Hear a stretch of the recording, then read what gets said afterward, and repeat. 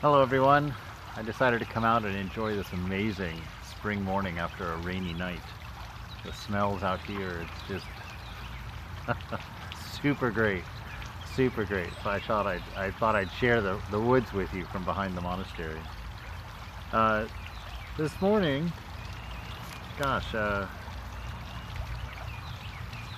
there's a passage that I read last night, actually pretty close to the middle of the night, that I thought was quite beautiful and quite important. The Swami is talking about Ramakrishna, and at first he was talking about how carefully he looked at his disciples before he accepted them as disciples. And someone said, well, that's not really fair, is it? That's kind of one-sided. So he's not really there for everybody. And so the Swami Premananda is responding to that idea. And he says, why not?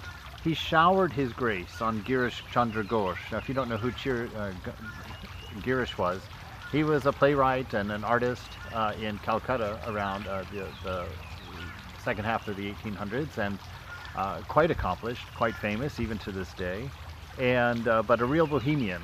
And he would show up at the master's room completely drunk, and it's quite a lovely relationship that they had. I really learned a lot from them about what an open heart and an open mind means. It doesn't mean giving blanket permission for everything in life, but there is a compassion and an understanding. Girish was an alcoholic, and you never read anywhere where Ramakrishna tells him to stop drinking, because Girish, of course, knew he had to stop drinking. He knew that was a problem.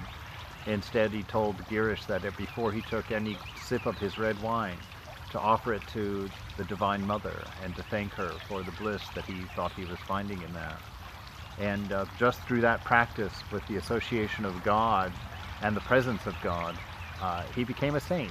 It was quite wonderful. So he's referring to him here. He says, he showered his grace on Girish and even on many prostitutes. One day the ladies of Balaram Babu's family were sitting before the master in his room when a prostitute named Ramani passed along a road close by. The master called out to her and asked, "Why don't you come nowadays?" The ladies were scandalized to hear the master talking to a prostitute. All right, we know the type, right? Shortly after the master took them to visit the shrines, when they reached the Kali temple, the master addressed the mother, saying, "Mother, thou indeed hast become the prostitute Ramani. Thou hast become both the prostitute and the chaste woman." The ladies understood that they were wrong in hating Ramani, that the master spoke with her, knowing her to be the mother herself, and that they had nothing to be unusually proud of in their chastity, for it was all due to mother's will.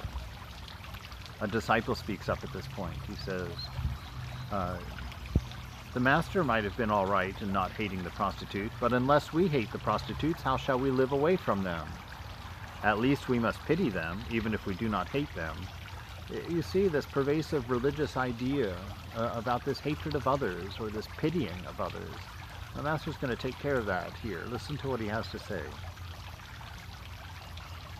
The Swami says, "Why should you hate?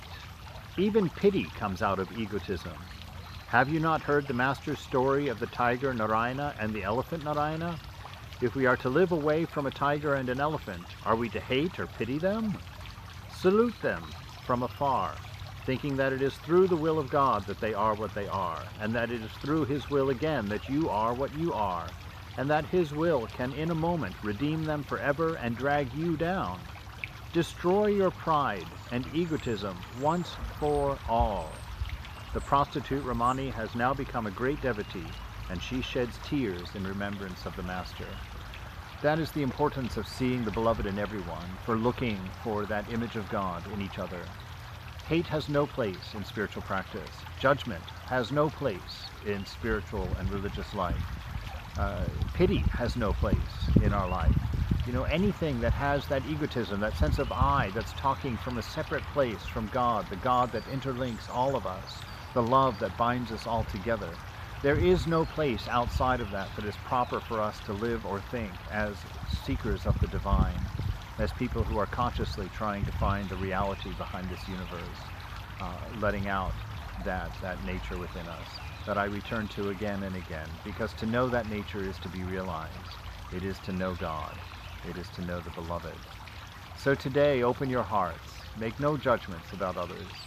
If it's a life that you think would drag you down, salute it from a distance, with respect for the love of God that dwells within that person, and know that they are exactly where God has placed them, and that God is carefully navigating their life in a way to bring them to their own redemption, to their own realization, in a relationship with them that is as special to Him as your relationship is to Him.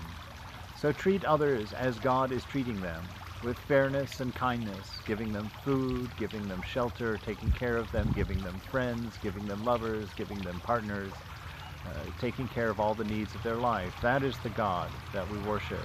That is the God who dwells within us. And that is the God we must learn to see in all things.